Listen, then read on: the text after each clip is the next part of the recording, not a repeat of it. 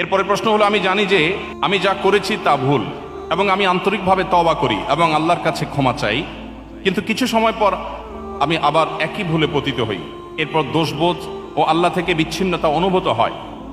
আমি কিভাবে এই চক্র ভাঙতে পারি এবং সত্যিকারে নিজেকে নিয়ন্ত্রণ করতে পারি যাতে একই পাপ বারবার না করি? এই প্রশ্ন আমার মনে হয় আমাদের কম বেশি সবারই। কি বলেন, এই প্রশ্নের বাইরে কেউ আছেন? আমরা কি কেউ গুনাহমুক্ত আছি? আমরা কি কেউ পাপ মুক্ত আছি? প্রতি মুহূর্তে আমাদের গুনাহ হচ্ছে। যিনি প্রশ্ন করেছেন আমি তাকে অ্যাপ্রিসিয়েট করছি, কারণ একজন মানুষ গুনাহে লিপ্ত হওয়ার পর তার মধ্যে যে অপরাধ বোধ জাগ্রত হয়, তার মধ্যে যে আল্লাহর সামনে জবাবদিহি করার বোধ জাগ্রত হয়, এটাই হলো মানুষের জীবনের সবচেয়ে বড় মূল্যবান সম্পদ। একজন ইমানদারের জীবনের সবচেয়ে ভালো জিনিস হলো এটি। এই অনুশোচনা, এটাই হলো তওবার মূল সূত্র। কোরআনে কারিমে আল্লাহ রাব্বুল আলামিন বলেছেন, পরিষ্কারভাবে আল্লাহ তাআলা ঘোষণা দিয়েছেন, লা তাকনাতু মির রাহমাতিল্লাহ। আমাদের অনেক তরুণ বন্ধুরা আছেন, জীবনে অনেক পাপাচার করেছেন, অনেক ব্যভিচারে লিপ্ত হয়েছেন, মাদকে হাত বাড়িয়েছেন, অনেক অন্যায় করেছেন, অনেক নামাজ নষ্ট করেছেন, অনেক জেনা করেছেন, অনেক চোখের গুনাহ করেছেন, মনের গুনাহ করেছেন, আল্লাহর সাথে সম্পর্ককে অনেক দূরে ঠেলে দিয়েছেন, শয়তানকে খুশি করে ফেলেছেন। তিনি অনুভব করছেন তিনি আল্লাহর রহমত থেকে অনেক দূরে সরে গেছেন, যেমনটি প্রশ্নকর্তা লিখেছেন। প্রিয় ভাইরা আমার, একজন মুসলমান হিসাবে আমাদের জন্য সবচেয়ে বড় প্রাউড করার, গর্ব করবার মতো একটা জিনিস হলো আল্লাহ রাব্বুল আলামিন আমাদের জন্য ক্ষমার দুয়ারকে ওপেন করে রেখেছেন।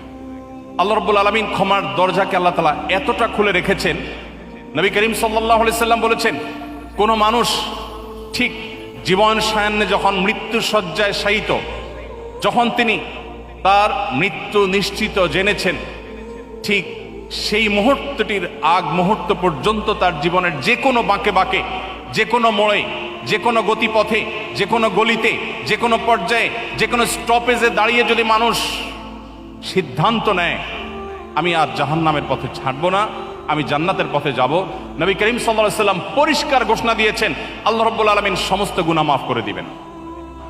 প্রিয় ভাইরা আমার, একটি ধারণা আমাদের অনেকের কাছেই হয়তো পরিষ্কার নয়, সেটা হলো ইসলামে এমন কোনো অপরাধ নাই, এমন কোনো পাপ নাই, এমন কোনো গুনাহ নাই, এমন কোনো খারাপ কাজ নাই যে কাজ মানুষ পরিহার করবার সংকল্প করার পর আল্লাহর পথে, জান্নাতের পথে ফিরে আসার সিদ্ধান্ত গ্রহণ করে আর আল্লাহ তাআলা সেটা ক্ষমা করেন না। ক্ষমার অযোগ্য পাপ বলতে আল্লাহর কাছে কোনো অপরাধ নাই। প্রিয় ভাইরা আমার, পৃথিবীতে প্রচলিত যে ধর্মগুলো আছে, কোন কোন ধর্মের মানুষ মনে করে মানুষ যত পাপ করুক কোনো অসুবিধা নাই, সেই ধর্মের নবী সমস্ত পাপ সবগুলো আল্লাহর কাছ থেকে মোচন করিয়ে নেবেন, ফলে তাদের কোনো তওবা করতে হয় না। আবার অপরদিকে অনেক এমন সম্প্রদায় আছে যারা মনে করে ছোটখাটো কোনো পাপ করলেই মানুষ ইসলাম থেকে খারিজ হয়ে যায়।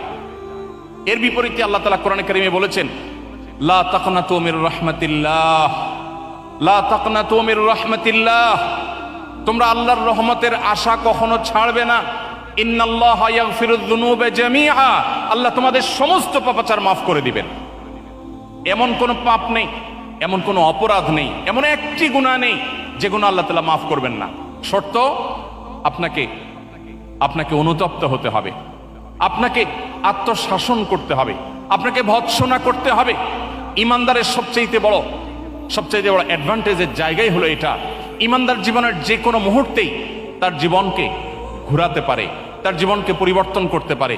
শুধু একটি সিদ্ধান্ত গ্রহণ করতে হবে, আমি আর জাহান্নামের পথে চলবো না, আমি এর নাফরমানি করব না, আমি আল্লাহর পথে চলবো। আমি আগের সমস্ত কাজের জন্য লজ্জিত, অনুতপ্ত এবং সংকল্প করলাম আর করব না। শুধুমাত্র আপনার এতটুকু সিদ্ধান্ত, এতটুকু অবস্থান এবং সংকল্প আপনার জীবনের সমস্ত গুণ, আমার কথা নয়, আল্লাহ বলছেন ইন্নাল্লাহা ইয়াগফিরুয যুনুবা জামিআ, আল্লাহ সকল গুনাহ মাফ করে দিবেন ইনশাআল্লাহ।